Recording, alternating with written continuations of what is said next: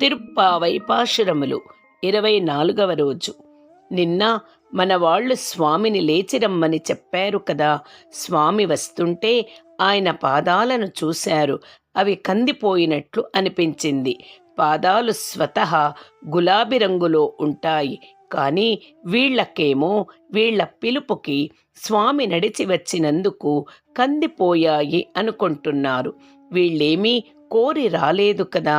కేవలం శ్రీకృష్ణుణ్ణి చూసి ఆనందిద్దామని వచ్చారు. ఆయన సింహాసనంపై కూర్చుని చిలిపివాడు కదా, వీళ్లను ఏడిపిద్దాం అన్నట్లుగా ఒక కాలు క్రింద పెట్టి సవ్యపాదం ప్రసవ్య, ఎడమకాలు ప్రసరింపజేశాడు.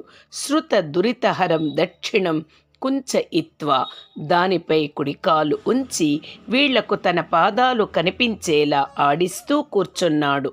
ముఖారవిందం పదారవిందం అన్నీ అరవిందముల వలె సుకుమారము, సౌగంధ్యము, కోమలత్వము కలిగినవి కదా.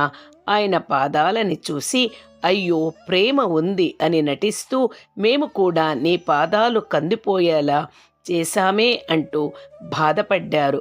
వెంటనే స్వామి దివ్య పాదారవిందాన్ని మొదలుకొని మంగళం పాడుతున్నారు.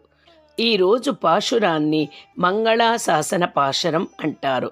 భగవంతుణ్ణి తెలుసుకొన్న జీవునికి 2 రకాల దశలు ఉంటాయి. మొదటిది జ్ఞానదశ, రెండోది ప్రేమదశ. జ్ఞానదశలో భగవంతుడు ఎట్లాంటివాడో తను ఎట్లాంటివాడో తెలుసుకోవడం, భగవంతుడు చాలా గొప్పవాడు, జగత్తును రక్షించేవాడు అని తెలుసుకోవడం. తను ఏ జ్ఞానం లేనివాడు, భగవంతుడు రక్షిస్తే తప్ప రక్షణ లభించదు అని తెలుసుకుంటాడు. ఇక ఈ జ్ఞానం పండితే క్రమంగా ప్రేమ లేక భక్తి దశగా మారుతుంది. ఈ దశలో భగవంతునికున్న శక్తిని మరచి ఆయనకున్న సౌకుమార్యం, సౌశీల్యం అనే గుణాలనే చూస్తాడు. ఇక తను అజ్ఞానిని అని మరచి తనే భగవంతుణ్ణి రక్షించుకోవాలని అనుకుంటాడు. ఒకనాడు జ్ఞానం కలిగినప్పుడు భగవంతుడు తనని రక్షించేవాడని భావించే అతను భక్తితో ఈనాడు తాను భగవంతుణ్ణి రక్షించుకోవాలి అన్నట్లుగా మారుతాడు.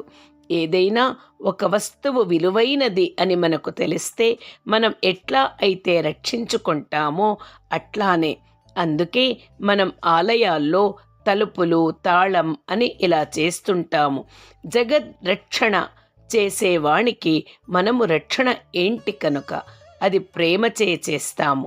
దృష్టి దోషం తొలుగుగాక అని కర్పూరం ఎట్లా అయితే హరించుకుపోతుందో అట్లా దోషాలన్నీ హరించుగాక అని మంగళం పాడుతాము.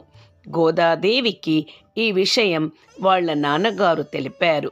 విష్ణు చిత్తుల వారు మధురానగరం వెళ్ళి పాండ్యరాజ్య సభలో భగవత్వత్వాన్ని నిరూపిస్తారు. అందుకు వారిని ఏనుగుపై అంబారీ చేసి ఊరేగిస్తుంటే భగవంతుడు ఆయనకు ప్రత్యక్షమైనాడు. వీళ్ల కంటికి నీవు కనపడితే నీకు దృష్టి దోషం తగులును అని మంగళం పాడారు. పల్ ఆండు అనేక సంవత్సరాలు, పల్ ఆండు అనేక సంవత్సరాలు, పలకోటి నూరు, ఇలా కోట్ల సంవత్సరాల వరకు నీకు మంగళం. శంఖానికి, చక్రానికి పక్కన అమ్మకి అంటూ ఇలా మంగళం పాడారు. శ్రీరామాయణంలో కూడా రాముని పరాక్రమం తెలిసిన వారు కూడా రామునికి ఎన్నోసార్లు మంగళం పాడారు. జగత్కారణతత్వం దేవకీ గర్భంలో ఉందని తెలిసి కూడా ఆ చతుర్హస్తాల్లో ఉన్న కృష్ణుని చూసి కంసునికి తెలిస్తే నీకే ఉపద్రవం వస్తుందోనని అన్నీ వెనక్కి దాచేసుకో అని దేవకి అంటుంది. ఇవి ప్రేమతో చేసేవి. మన ఆలయాల్లో హారతి ఇచ్చే సంప్రదాయం కూడా ఇలా వచ్చిందే. అయితే హారతిని కళ్ళకు హద్దుకోరాదు.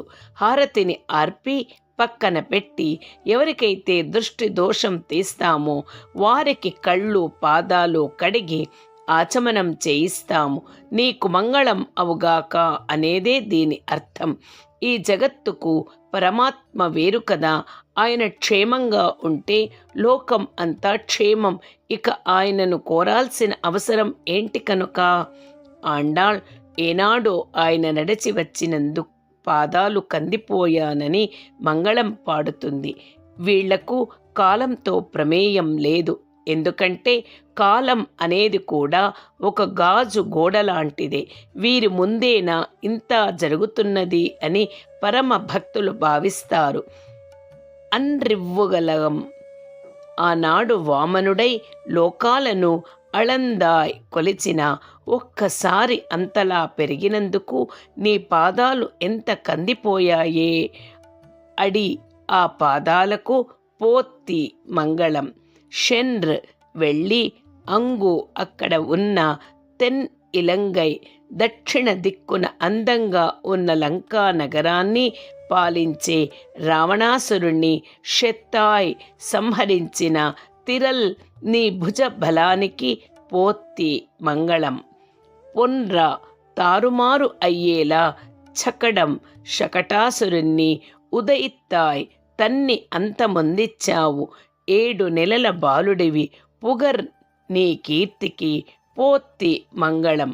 కన్రు దూడ రూపములో ఉన్న వత్సాసురుణ్ణి కుణిలా కర్రలా మార్చి వెలగ పండులో దాగి ఉన్న కపితాసురునిపై వెరిందాయ్ గిరిగిరా తిరిగి విసిరి పాడేసి కరిల్ నీ పాదానికి పోత్తి మంగళం.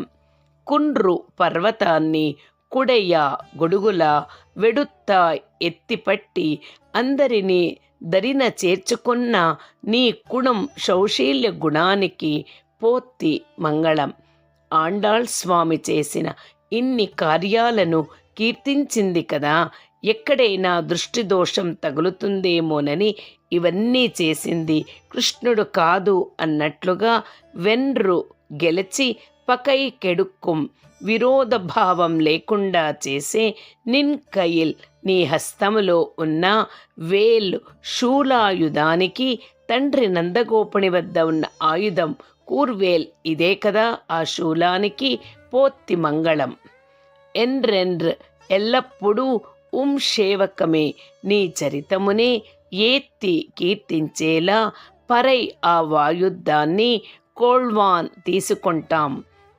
ఇండ్రు ఈరోజు యామ్ మెం ఎందుకు వందోం వచ్చాము ఇరంగ్ తెలుసుకుని అనుగ్రహించు అంటూ ఈరోజు స్వామిని అడుగుతున్నారు. నిన్న స్వామిని లేపి ఆసనంపై కూర్చోపెట్టారు. ఈరోజు దృష్టి దోషం తొలగడానికి మంగళం పాడుతున్నారు.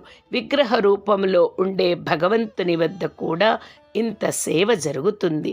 ఇది మనం జ్ఞాపకం పెట్టుకోవాలి. మన ఇంట్లో కావచ్చు, మందిరములో కావచ్చు, విగ్రహం అంత శక్తి కలది. ఇది మన ఆండాళ్ మనకు తెలుపుతుంది. ఆండాళ్ తిరువడిగళే శరణం.